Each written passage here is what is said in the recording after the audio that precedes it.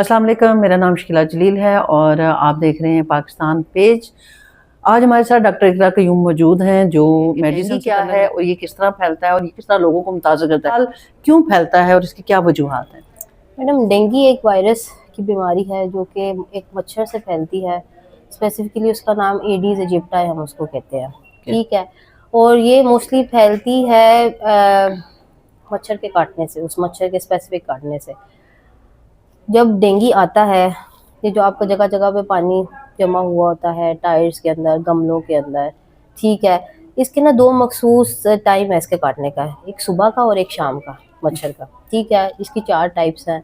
Dane 1 है, Dane 2 है, Dane 3 है, डेन 4 है। ठीक है। एक वायरस 1 साल की इम्यूनिटी काटा है अगर मच्छर ने, तो वो देगा हमें 1 साल की इम्यूनिटी देता है। ये नहीं है कि एक दफ़ा हो गया है डेंगू तो दोबारा डेंगू नहीं हो सकता है, दोबारा भी डेंगू हो सकता है। और इसकी ये जो चारों टाइप्स है, इनमें से कोई भी कटेगा, दूसरी दफा जब होगा वो ज्यादा खतरनाक और शदीद। आप क्या समझती हैं कि डेंगू से कैसे बचा जा सकता है और लोग कैसे एहतियाती तदाबीर इख्तियार करके अपने आप को महफूज यही है कि आप अगर शाम को बाहर निकल रहे हैं तो आप फुल स्लीव्स पहने। ठीक है। पानी ना खड़े होने दें, टायर्स में जैसे खड़ा होता है पानी, आपके छोटे छोटे पॉन्ड्स जो बने होते हैं, मच्छर की अफजाइश की जगह ही है ज्यादा। ठीक है। वो रेपेलेंट यूज़ करें आप, मॉस्पेल जैसे आता है वो यूज़ करें।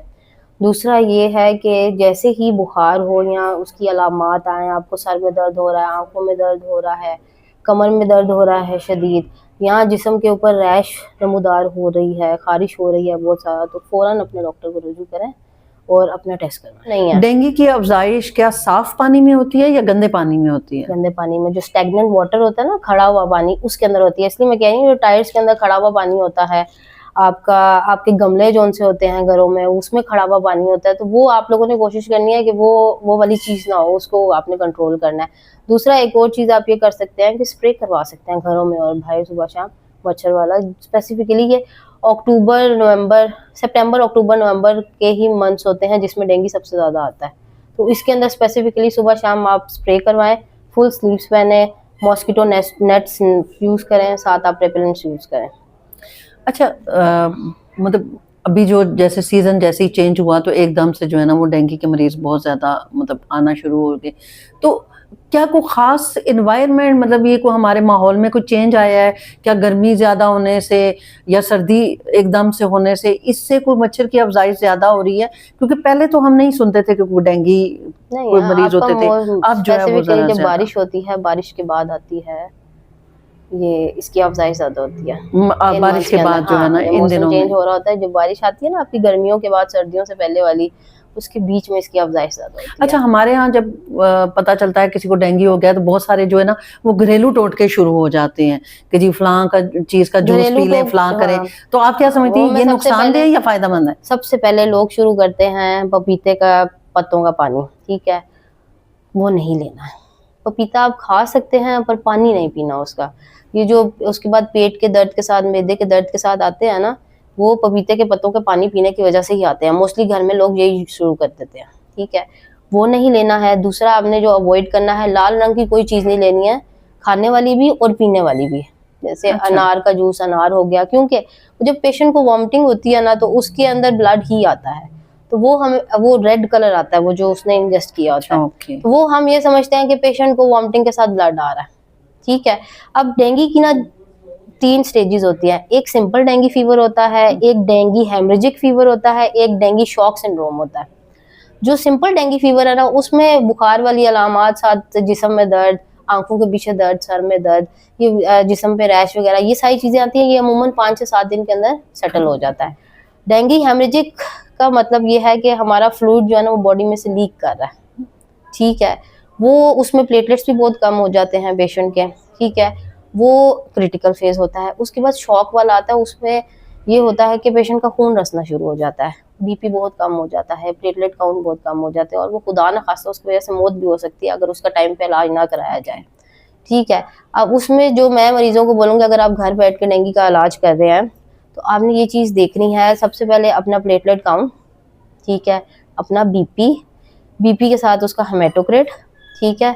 ये तीनों चीजें लाजमी घर बैठ के मॉनिटर करनी है। बुखार के लिए तो वैसे तो सिंपल पैरासीटामोल ही लेनी है आपने, अपनी आईवी हाइड्रेशन अच्छी रखनी है, पानी अच्छा पीना है, ठीक है। दूसरा, अगर आपको लगता है कि आपके जो हाथ पांव हैं बहुत ठंडे हो रहे हैं, नब्ज बहुत कम महसूस हो रही है, पेट में बहुत शदीद दर्द हो रहा है, कहीं से खून आ रहा है, मुंह से, नाक से, मसूड़ों से, छोटे पेशाब वाली जगह से, बड़े पेशाब वाली जगह से, तो आपने फ़ौरन डॉक्टर को रुजू करना, हॉस्पिटल आना है, अपने टेस्ट करवाने हैं, दाखिल होना है, फिर आगे डॉक्टर उसके अकॉर्डिंग आपको मैनेज करेगा। अच्छा, डेंगू का जो है वो मतलब जैसे अगर बुखार फील हो तो आके डेंगू का टेस्ट करवाना चाहिए, आप क्या समझती हैं? मतलब अगर आपको लगता है कि एक बुखार है वो 7-8 दिन रहा है लेकिन खत्म नहीं हो रहा, मुसलसल ये जो अगर अलामात भी हैं। 2 to 7। अच्छा, 2 to 7। ओके 2 डेज से अबव एंड 7 डेज से कम। ओके।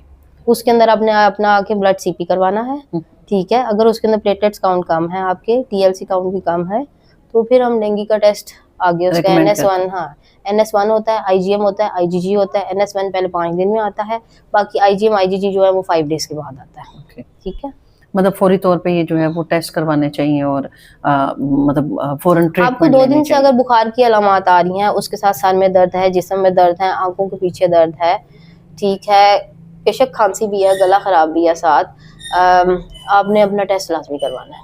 स्पेसिफिकली ये जो सितंबर, अक्टूबर, नवंबर का सीजन है ना, इसके अंदर। अच्छा, हमारे यहाँ बहुत सारे लोग ये समझते हैं कि जैसे बुखार हुआ तो वो समझते हैं कि जी मौसमी बुखार है, ख़त्म हो जाएगा। फिर कभी उसको मलेरिया कंसिडर किया जाता है, कभी उसको किसी और हिसाब से देखते हैं। तो आप क्या कोई मैसेज देना चाहेंगी लोगों को कि अगर किसी को ज़रा सा बुखार महसूस होता है, उसकी तबीयत ख़राब होती है, तो उसे फ़ौरी तौर पे क्या तरीक़ाकार इख्तियार करना चाहिए? मैडम, सबसे पहले तो ये है कि फीवर को कम करने के लिए उसने पैराडोल ही लेनी है, पैरासीटामोल ही लेनी है, ठीक है। अगर बहुत हाई ग्रेड फीवर जा रहा है 103, 104, तो उसको उसी टाइम पे हॉस्पिटल आना चाहिए। हॉस्पिटल में ये है कि डॉक्टर एटलीस्ट टेस्ट देख के वो मलेरिया हो, टाइफाइड हो या डेंगू हो, वो डॉक्टर ही डिफरेंशिएट कर सकता है, वो पेशेंट खुद नहीं कर सकता। और स्पेसिफिकली जो डिस्पेंसर्स के पास लोग जाते हैं, हमारे पिंडी इस्लामाबाद में बहुत ज्यादा ये कॉमन है, पीपल गो टू बिल्कुल, अगला सवाल मेरा यही था कि सेल्फ मेडिकेशन या उसके बाद जो है वो सेल्फ मेडिकेशन करते हैं। वो उस चीज को देख के पीछे हमारे इस रिश्तेदार को डेंगू हुआ था, तो उसी तरह हमें भी उसी तरह हो रहा है, तो हम ये दवाई ले लेते हैं, या वो मेडिकल स्टोर वालों के पास चले जाते हैं, वो उनको गाइड कर देते हैं, या फिर वो डिस्पेंसर के पास चले जाते हैं जहाँ पे वो ड्रिप्स लगवाते हैं बहुत ज्यादा, ठीक है। अब ज्यादा ड्रिप्स लगाने का भी नुकसान है, क्योंकि मैंने आपको बताया डेंगू हेमरेजिक फीवर जो सा होता है उसके अंदर आपका फ्लूइड लीक कर रहा होता है। आपने अगर फ्लूइड बहुत ज्यादा लगाया है तो आप फ्लूइड ओवरलोड में चले जाते हो, उसके साथ सांस का मसला होना शुरू हो जाता है, पेशेंट की आंखें सूज जाती हैं, जिस्म सूज जाता है, तो वो उसके भी बहुत ज्यादा नुकसान आता है और मरीज की मौत भी वाक़या हो सकती है उसके साथ। तो इन सारी चीजों के अंदर आपने खुद सेल्फ मेडिकेशन नहीं करनी है। अगर आपके किसी रिश्तेदार या जानने वाले को डेंगू हुआ है तो वो उसने जो सारा कुछ किया है वो सारी चीजें आपने अपने ऊपर अप्लाई नहीं करनी है। आपको अगर लग रहा है कि आप ठीक नहीं हो रहे हो, आपने 1-2 दिन मेडिसिन ली है, आप अपने डॉक्टर को या हॉस्पिटल फौरन रुजू करो। आपने सुना कि सेल्फ मेडिकेशन नहीं करनी आपने, और आपने डेंगू से बचने के लिए ये नहीं सोचना कि शायद मुझे डेंगू हुआ या किसी रिश्तेदार को हुआ था, उसने क्या दवाइयाँ इस्तेमाल की। अगर आपको बुखार महसूस हो रहा है और बुखार मुसलसल 2 दिन से है तो फ़ौरन हॉस्पिटल जाएं, डॉक्टर से रुजू करें ताकि वो अगला लाएअमल आपको बता सके। अपना ख्याल रखें और अपने प्यारों का भी ख्याल रखें, डेंगू से बचें और घर को साफ़ सुथरा रखें, पानी खड़ा ना होने दें ताकि आपके घर में मच्छर की अफज़ाइश ना हो और उससे जो है वो डेंगू ना फैले। बहुत शुक्रिया।